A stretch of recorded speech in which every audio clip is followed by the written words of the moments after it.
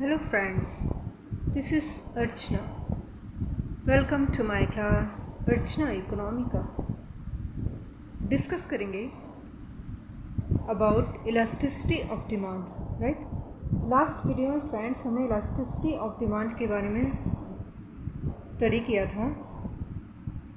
मांग की कीमत लोच, आय लोच, आड़ी लोच, प्रतिस्थापन की लोच, price elasticity of demand, income elasticity of demand, cost elasticity of demand and elasticity of substitution. Okay, इनके बारे में हमने स्टडी किया था, एक ब्रीफ लिया था। एंड इसके बाद हमने डिमांड की 5 डिग्रीज, ओके, उनके बारे में जाना था। ये 5 डिग्रीज को आप एक सरसरी निगाह से आप एक ब्रीफ ले लीजिए। जस्ट सी, पूर्णतया लोचदार मांग, perfect elastic demand ED equal to infinite, सापेक्षता लोचदार मांग, relative elasticity demand ED more than 1, सापेक्षता बेलोचदार मांग, relative inelastic demand ED less than 1, इकाई लोचदार मांग, unitary elastic demand ED equal to 1, पूर्णतया बेरोजगार मांग, perfect inelastic demand ED equal to 0। Friends, ये जस्ट मैं ब्रीफ दे रही हूँ बिकॉज लास्ट वीडियो में हमने इसके बारे में स्टडी कर लिया था। ओके, जैसा कि आपने लास्ट टाइम देखा था, पूर्णतया लोचदार मांग के बारे में, जिसे प्राइस चेंज नहीं होती है लेकिन उसकी डिमांड में चेंजिंग होती रहती है। ओके, इसी तरह से friends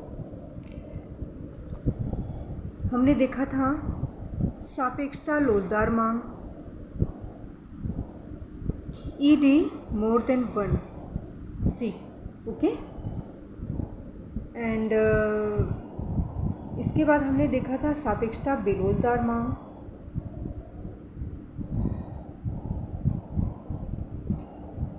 ED less than 1 C, then ED equal to 1। ED equal to 1 friends, जितना चेंजिंग प्राइस में होता है उतना ही चेंजिंग क्वांटिटी डिमांड में होता है। ओके, उतना ही परसेंटेज, ऑलराइट, तो इक्वल होते हैं, इसलिए ED इक्वल टू 1, इसे बोलते हैं इकाई लोचदार मांग। देन हमने देखा था पूर्णतया बेलोचदार। पूर्णतया बेलोचदार प्राइस बढ़े या घटे डजंट मैटर, लेकिन डिमांड में कोई चेंजिंग नहीं होती, या चेंजिंग होती है तो बिल्कुल नॉमिनल, ना के बराबर। ऑलराइट, ये लाइफ के लिए जो बहुत इम्पोर्टेंट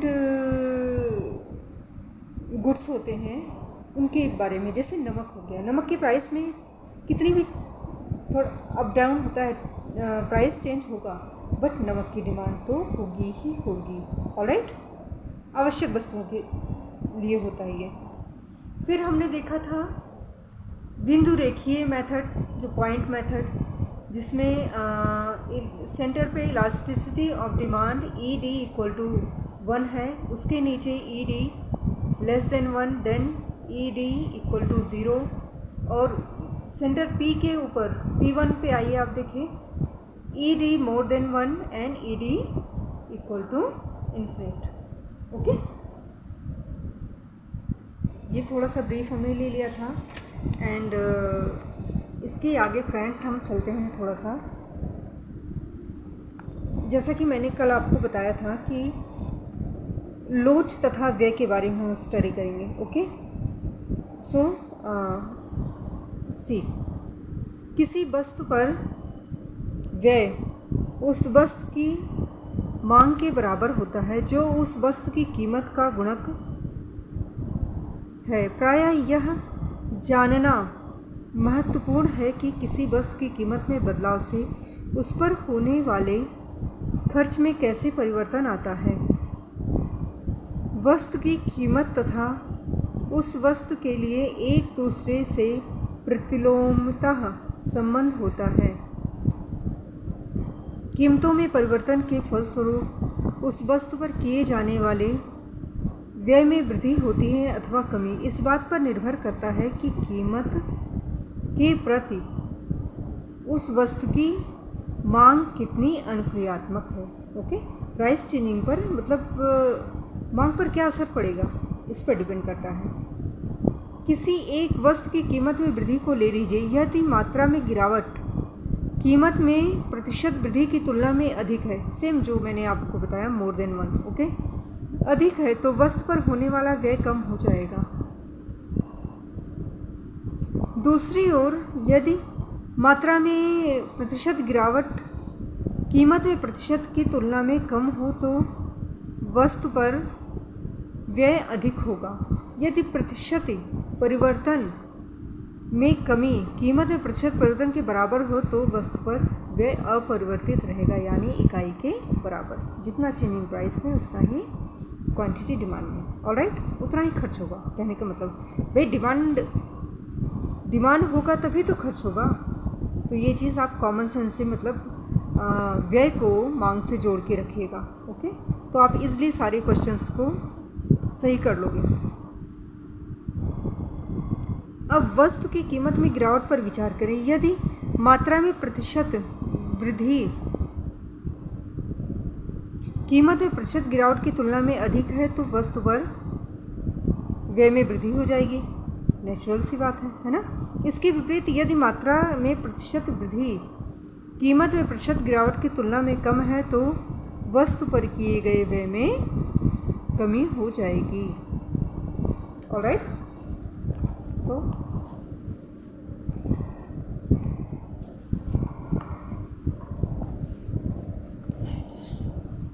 सी थोड़ा सा देख लीजिए आप, व्यय और लोच में क्या मतलब लोच में परिवर्तन के बीच क्या रिलेशंस हैं, क्या संबंध होते हैं, ये देखना बहुत ज़रूरी है। मान लीजिए फॉर एग्जांपल आप एक अज्यूम करके रखना, जो बता रहे हैं ना एक एग्जांपल के रूप में रखो। मान लीजिए प्राइस P पर किसी वस्तु के लिए मांग Q है तथा price P plus delta P पर वस्तु के लिए मांग Q प्लस डेल्टा Q है। कीमत P पर वस्तु पर पूर्ण व्यय PQ है तथा P प्लस डेल्टा P पर वस्तु पर पूर्ण व्यय P plus delta P Q plus delta Q है। यदि प्राइस में कीमत में परिवर्तन P से P प्लस डेल्टा P हो जाता है तो वस्तु पर परिवर्तन P plus delta P Q plus delta Q minus PQ equal to delta Q plus delta Q delta P plus P delta Q plus delta P delta Q।